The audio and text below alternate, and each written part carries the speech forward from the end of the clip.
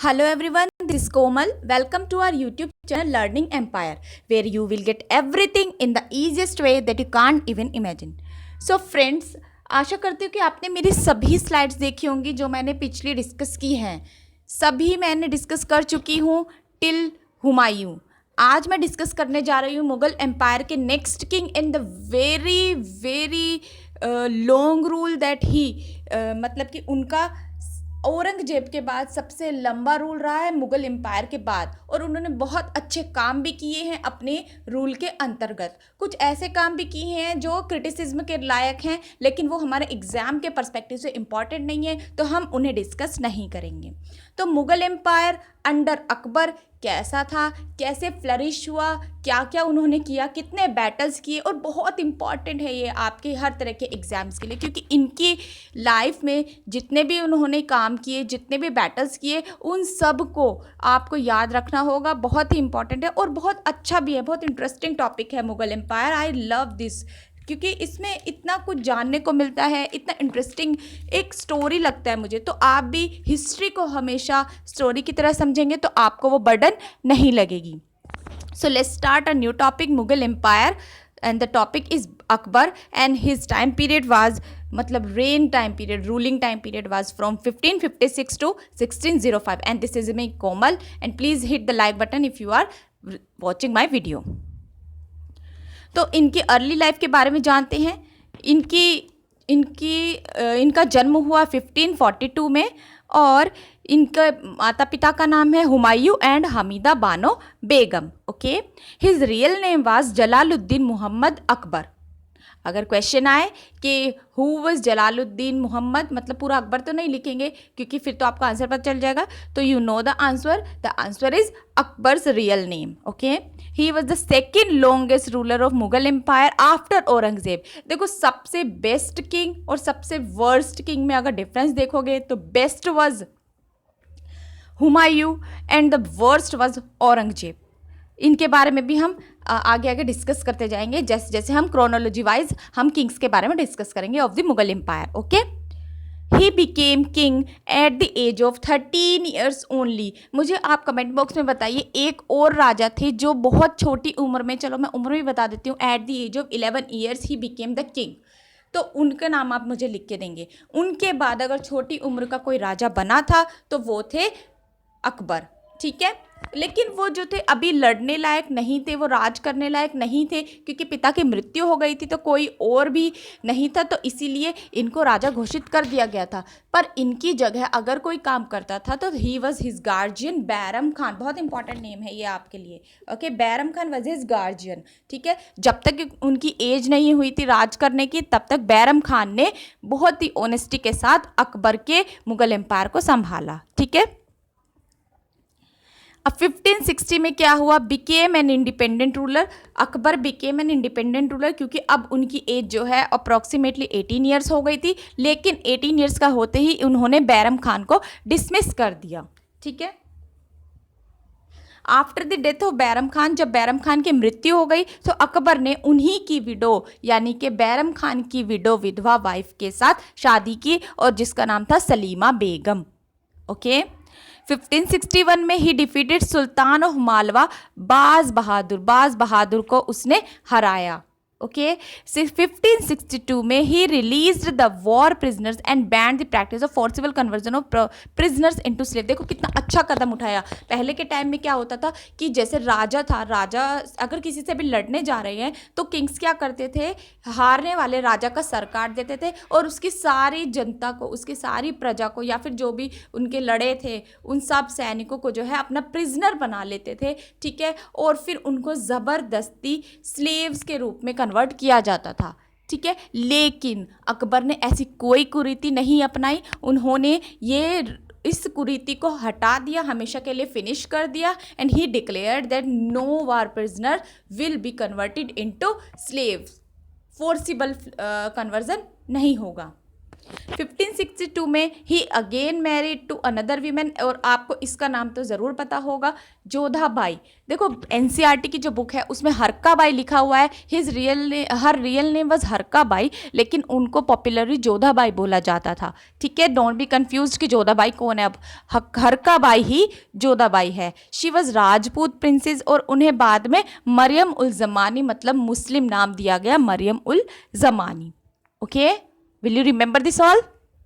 Should I move to next slide? Okay.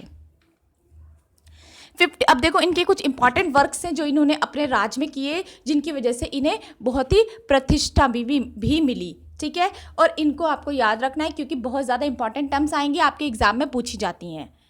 1563 में he abolished pilgrims tax on Hindus. Hindu के लिए pilgrims tax लिया जाता था। अगर कोई भी हिंदू जो है अगर यात्रा करने जाता है कहीं भी तीर्थ यात्रा, तो उनसे टैक्स लिया जाता था। ठीक है, उन्होंने इसे खत्म कर दिया। ही अबॉलिश्ड जीजिया टैक्स। जीजिया टैक्स का मतलब है अगर कोई हिंदू नहीं, अगर कोई मुस्लिम नहीं है तो उसको जो है टैक्स देना पड़ेगा। ओके, जिजिया टैक्स, देखो बहुत लोग पूछते हैं जिजिया टैक्स क्या है। जिजिया टैक्स वह टैक्स है जो नॉन हिंदूज पे करते हैं, जो हिंदू नहीं हैं, सॉरी, जो हिंदू होते हैं वो पे करते हैं। This is non Muslim tax actually. एक बार मैं इसको एडिट कर लेती हूँ थोड़ा सा, सॉरी फॉर द इंटरफेरेंस। जिजिया टैक्स जो है हिंदुओं से लिया जाता था, जो मुस्लिम नहीं होते, जो मुस्लिम होते थे उनसे नहीं लिया जाता था, सिर्फ हिंदुओं से वह टैक्स लिया जाता था। लेकिन जो इम्पोज किया गया था कुतुबुद्दीन ऐबक ने सबसे पहले, ठीक है, और उसे अबॉलिश कर दिया था अकबर ने अपने राज में। बहुत अच्छा काम किया था उन्होंने, यानी कि 1572 में उन्होंने गुजरात को कैप्चर कर लिया था, और गुजरात को जीतने की मेमोरी में उन्होंने नई कैपिटल बनाई, फतेहपुर सीकरी। ठीक है, सिटी ऑफ विक्ट्री। अब आप मुझे कमेंट बॉक्स में बताइए कि आखिर ये कहाँ पर सिचुएटेड है, और ये अभी यूनेस्को वर्ल्ड हेरिटेज साइट में भी लिस्टेड हुई है recently in the years back. ठीक है, तो आपको याद रखना ज़रूरी है किसने बनवाया था, क्यों बनवाया था, कहाँ बनवाया था। ओके, बुलंद दरवाज़ा भी फतेहपुर सीकरी के ही गेट को कहा जाता है। ओके, 1575 में कंस्ट्रक्टेड इबादत खाना बनवाया था। इबादत खाना का मतलब है प्रेयर हाउस। देखो आपके क्वेश्चन में आंसर में ये भी ऑप्शंस में होगा कि इबादत खाना मीन्स मतलब कि डिनर हाउस है या क्या है। ये प्रेयर हाउस है, कोई भी रिलीजन के लोग यहाँ आकर प्रेयर कर सकते थे। इन सब बातों से क्या लगता है कि he was not after a particular religion, वो सभी रिलीजन की रिस्पेक्ट करते थे। इसलिए इन्होंने जहाँ भी रिलीजन के बेस पर कोई भी डिस्क्रिमिनेशन हो रहा था उसे ख़त्म करने की कोशिश की। ओके, उन्होंने आगरा फोर्ट बनाया, इलाहाबाद फोर्ट बनाया और लाहौर फोर्ट भी बनाया। उन्होंने नया रेवेन्यू सिस्टम लागू किया जिसे टोडरमल और बंदोबस्त और जब्ती सिस्टम भी कहा जाता है। मतलब कि जब्त कर लेना, कुछ भी अगर अगेंस्ट है किसी चीज़ के तो उनकी एसेट्स को जब्त कर लेना। मनसबदारी सिस्टम लागू किया। मनसबदारी सिस्टम जो था वो बहुत कंट्रोवर्शियल था, लेकिन उसमें क्या किया जाता था, लोगों को रैंक दे दिया जाता था, स्पेशली सैनिकों को रैंकिंग में दे दिया जाता था। ठीक है, और फिर उनको जो है उनके रैंक के अकॉर्डिंग जागीर कर लेने का भी हक दे दिया जाता था। ओके, अभी मैं आपको इतना ही बताऊंगी इस मनसबदारी के बारे में। आगे जब मैं एक मनसबदारी के लिए स्पेशल स्लाइड बनाऊंगी तब आपको मनसबदारी का पूरा टॉपिक डिस्कस करा दूंगी। 1585 में राल्फ फिच, देखो इंपॉर्टेंट नाम है, याद रखना है, फर्स्ट ब्रिटिशर था जो अकबर के कोर्ट में आए। देखो ही वॉज नॉट, मतलब ऐसा ब्रिटिशर नहीं था जो कि जब ईस्ट इंडिया कंपनी आई तब आए, क्योंकि ये 1585 है। टर्म देखो 1585 ईयर लिखा है, जबकि ईस्ट इंडिया कंपनी आफ्टर 1600 आई, 1600 ईयर में आई थी। तो राल्फ फिच जो थे फर्स्ट ब्रिटिशर थे, non east India company member, ठीक है, जो अकबर के कोर्ट में आए। उन्हें टॉर्च बियरर ऑफ इंग्लिशमैन भी कहा जाता है। अगर क्वेश्चन है who is known as the torch bearer of Englishman, तो the name is Ralph Fitch. 1583 में अकबर ने एक नया रिलीजन बनाया, मोनोथिज्म। देखो मैंने बताया था वो हर रिलीजन का पालन करते थे, वो हर रिलीजन को एक मानते थे, इसीलिए उन्होंने एक नया रिलीजन बनाया ताकि सब उसी को ही फॉलो करें, चाहे हिंदू हो, मुस्लिम हो, सिख हो, कोई भी हो। और उस रिलीजन का नाम रखा दीन ए इलाही, डिवाइन फेथ, सब पर समान फेथ रखो। देखो 1600 में जब ईस्ट इंडिया कंपनी आई, EIC means East India Company आई, तो वो भी अकबर के राज के दौरान ही इंडिया में आई थी। 1604 में पोर्टुगीज़ ने उसके कोर्ट में पहली बार टोबैको का इस्तेमाल किया था, मतलब कि इंट्रोड्यूस किया था। अब बैटल्स, जो इंपॉर्टेंट बैटल्स हुए थे उनके टाइम में, एक तो हम पढ़ चुके बाज बहादुर वाला जो मालवा का बैटल था। ये दो इंपॉर्टेंट बैटल्स हैं, इनको बहुत ज़्यादा पूछा जाता है एग्जाम्स में। 1556 में सेकेंड बैटल ऑफ पानीपत हुआ था। आप मुझे कमेंट बॉक्स में बताइए फर्स्ट बैटल ऑफ पानीपत किस किस के बीच हुआ था। मैं डिस्कस कर चुकी हूँ, इसीलिए मैं क्वेश्चन पूछ रही हूँ। सेकेंड बैटल ऑफ पानीपत हुआ था बिटवीन हेमू, जिसे हेमू चंद्रा भी कहा जाता है, एंड अकबर। ठीक है, हेमू ने फाइट से पहले, मतलब बैटल से पहले, खुद को जो है विक्रमादित्य भी घोषित किया हुआ था। क्यों घोषित किया हुआ था? क्योंकि वो धीरे धीरे इतनी ज़्यादा जीत हासिल करते जा रहे थे कि उन्होंने अपने आप को विक्रमादित्य घोषित कर दिया था। लेकिन जब बैटल ऑफ पानीपत हुआ बिटवीन हेमू एंड अकबर, तो अकबर ने डिफीट कर दिया था हेमू को with the help of Bairam Khan. देखो उस टाइम पर बैरम खान थे उनके गार्जियन, इसलिए। ठीक है, 1576 क्योंकि इसी बैटल, देखो 1556 का जब पानीपत का बैटल हुआ था, तो उस टाइम पर जब अकबर के लिए बैरम खान ने लड़ाई ली थी और हेमू को हरा दिया था, इसी बैटल के बाद उसने अपने आप को राजा घोषित कर दिया था और बैरम खान को डिसमिस कर दिया था। ठीक है, अब समझे। 1576 में क्या हुआ था? Battle of Haldi Ghati. देखो ये बहुत मिस्टीरियस बैटल कहा जाता है, लेकिन आपको इसके बारे में हर चीज़ मैं बताऊंगी, so that you will clear everything from your mind. देखो बैटल ऑफ हल्दी घाटी जो होता है बिटवीन मानसिंह एंड महाराणा प्रताप था। मानसिंह इसलिए क्योंकि अकबर खुद लड़ने नहीं गए थे, उन्होंने अपने सेनापति मानसिंह को भेजा था। ओके, महाराणा प्रताप। अब देखो मानसिंह गॉट विक्ट्री। अब इस मैच में कहा जाता है कि मानसिंह को, इस बैटल में कहा जाता है कि मानसिंह को जो है जीत हासिल हुई, लेकिन ये कहा जाता है कि Maharana Pratap was not killed, Maharana Pratap की मृत्यु नहीं हुई थी। तो उन्हें जीत कैसे हासिल हुई? देखो दिस वाज द बैटल, मतलब इन द हिस्ट्री, जो कि सिर्फ एक दिन लड़ा गया और एक दिन में भी सिर्फ 4 आवर्स लड़ा गया था। ओनली 4 आवर्स का मैच था, ये बैटल था ये, सॉरी मैं बार बार मैच बोल रही हूँ। मानसिंह को इसमें जीत मिली। अब इसमें क्या हुआ था कि महाराणा प्रताप की सिर्फ 22,000 सोल्जर्स थे और अकबर के जो थे मोर देन 70,000 आर्मीज थी। ठीक है, इस मैच में उनके जब महाराणा प्रताप ने अपने हॉर्स, मतलब महाराणा प्रताप खुद लड़ने गए थे, जबकि अकबर ने अपना सेनापति भेजा था लड़ने के लिए। तो इसे ध्यान से सुनिए। महाराणा प्रताप, कुछ कमेंट्स आने वाले हैं जिसमें कि लिखा आएगा कि कभी भी महाराणा प्रताप नहीं हार सकते, ये वो, तो मैं इसलिए ये बता रही हूँ ताकि कोई कंट्रोवर्सी इशू ना रहे। तो महाराणा प्रताप जी ने जो है, जब मानसिंह को हराने के लिए उनके हाथी पर, जिस हाथी पर मानसिंह बैठकर युद्ध लड़ रहे थे, उस पर जो है चेतक, जो कि उनका हॉर्स था, किसका? महाराणा प्रताप का, उसको चढ़ा दिया था कि वो तीर से जो है मानसिंह पर हमला करना चाहते थे। तो इसलिए उन्होंने अपने चेतक को मानसिंह के हाथी पर चढ़ा दिया था। ओके, तो जब उन्होंने तीर मारा तो वो तीर जो है मानसिंह को तो नहीं लगा, क्योंकि मानसिंह नीचे हो गए थे, जहाँ बैठे थे उससे नीचे हो गए थे, लेकिन उनके महावत यानी कि जो हाथी चला रहा था उसको लगा था, तो वह मर गया था। और इस दौरान जब चेतक नीचे उतर रहे थे एकदम से छलांग लगा के हाथी के, तो हाथी की सूंड में एक तलवार बंधी हुई थी जो कि चेतक के पैर में लग गई थी, जिसकी वजह से चेतक का पैर कट गया था। ओके, तो चेतक को इस बुरी हालत में देखकर महाराणा प्रताप ने युद्ध से निकलने का फैसला किया कि पहले मैं चेतक को देखूंगा। इसी बीच महाराणा प्रताप के एक हमशक्ल भी बैटल खेल रहे थे, बैटल लड़ रहे थे महाराणा प्रताप की साइड से। उन्होंने क्या किया कि कहा कि महाराणा प्रताप आप जाइए, आप चेतक का ख्याल रखिए, मैं आपकी तरफ से बैटल में आगे बढ़ता हूँ। तो महान सिंह ने उनके हमशक्ल को हराया था, जिसका नाम था झाला मान सिंह, नाम इंपॉर्टेंट है, झाला। ठीक है, उसको हराया था, उसको मारा था। सब सोचे कि हमने महाराणा प्रताप को हरा दिया है। अब समझ में आया? अब क्लियर हुआ थोड़ा सा? तो इसीलिए जो है फिर ये बैटल जो है हल्दी घाटी का अकबर के साइड हो गया। ओके, अभी समझ में आया।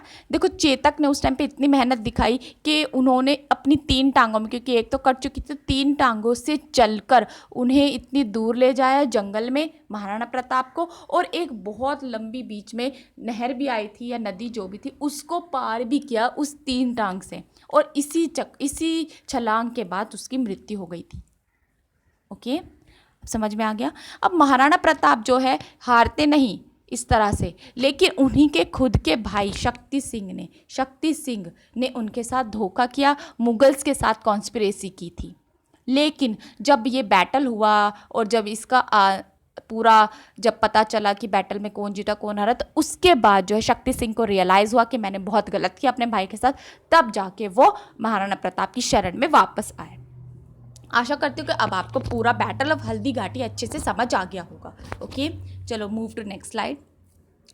अब उनके नवरत्नास को देख लेते हैं। बहुत बार क्वेश्चन आता है तो आपको याद रखना है उनके नवरत्नास कौन थे। फर्स्ट तो आपको हमेशा याद रहता होगा बीरबल, जो उनके चीफ एडवाइज़र थे, लेकिन उनका रियल नेम जो था महेश दास था, क्योंकि वो रिलीजन के तो कोई वो नहीं रखते थे, तो इसलिए जो भी हिंदू मुस्लिम जो भी उनको अच्छा लगता था, according to his standard, according to his ability, वो अपने कोर्ट में उन्हें शामिल कर लेते थे।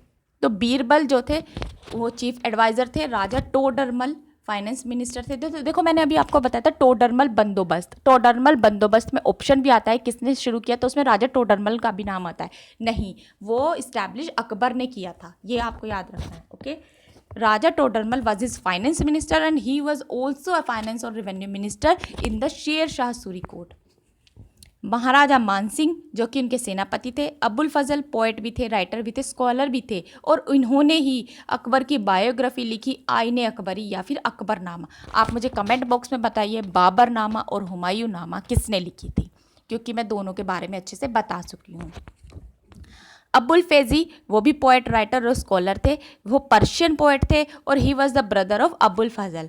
ओके, अबुल फजल के ही भाई थे अबुल फैजी। इन दोनों के जब भी कोई ऑप्शन आ सकता है, ये हो सकता है कि बायोग्राफी किसने लिखी अकबर की, तो अबुल फैजल भी आ सकता है और अबुल फैजी भी आ सकता है, तो अबुल फजल ने लिखी थी, याद रखना आप। ओके, अबुल फैजी ही एक ऐसे पोएट थे, राइटर थे, जिन्होंने ट्रांसलेट किया था महाभारत को पर्शियन लैंग्वेज में, और उसका नाम क्या रख दिया था, रज़म नमः। और उन्होंने ट्रांसलेट किया था भास्कराचार्य का मैथमेटिकल वर्क लीलावती नाम था उनके मैथमेटिकल वर्क का, जिसे उन्होंने अपनी पर्शियन लैंग्वेज में ट्रांसलेट कर दिया था। ठीक है, अभी याद रहेगा। अब्दुल रहीम खान जो कि सन ऑफ बैरम खान थे, उन्होंने भी उन्होंने अपने नवरत्ना में शामिल किया था, और he was the only Hindi poet. देखो मैं हिंदू पोएट नहीं कह रही हूँ, तो ध्यान रखना, इक्वेशंस पर ध्यान दीजिए। हिंदी पोएट थे इन हिज कोर्ट, और बाकी सब सूफ़ी और पर्शियन उर्दू ये सब के थे, लेकिन सिर्फ अब्दुल रहीम खान थे जो बैरम खान के बेटे थे, हिंदी पोएट थे उनके कोर्ट में। मुल्ला दो प्याजा रिलीजियस एडवाइज़र थे, फ़कीर अजीज़ुद्दीन भी रिलीजियस एडवाइज़र थे, और Tansen, you all might have aware about his name, singer थे, और उनका रियल नेम पर तन्ना मिश्रा था। अकबर की मृत्यु हो गई थी 1605 में, और उन्हें बरीड किया था सिकंदरा नियर आगरा। तो ये था पूरा अकबर का शासन। उन्होंने बहुत से अच्छे काम किए, बहुत से ऐसे काम किए जो हमेशा याद रखने योग्य हैं, और कभी भी क्वेश्चन में कभी भी पूछे जा सकते हैं। हर एक aspect of Akbar is important for your exam, any exam whatever you are preparing for. तो आप ध्यान रखिए, याद रखिए सब चीज़ों को, बार बार स्लाइड्स को देखिए, नोट्स बनाते रहिए। इतने ही नोट्स काफ़ी हैं आपके एग्ज़ाम के लिए जितने मैं इस स्लाइड में दिखाती हूँ। हर तरह के एग्ज़ाम में सिर्फ इन्हीं क्वेश्चंस के आंसर्स पूछे जाते हैं। तो आप अपना ध्यान रखिए, सेफ रहिए। This is Komal, and like our video, subscribe our channel, and tell your friends to subscribe our videos on channel 2। Thank you so much.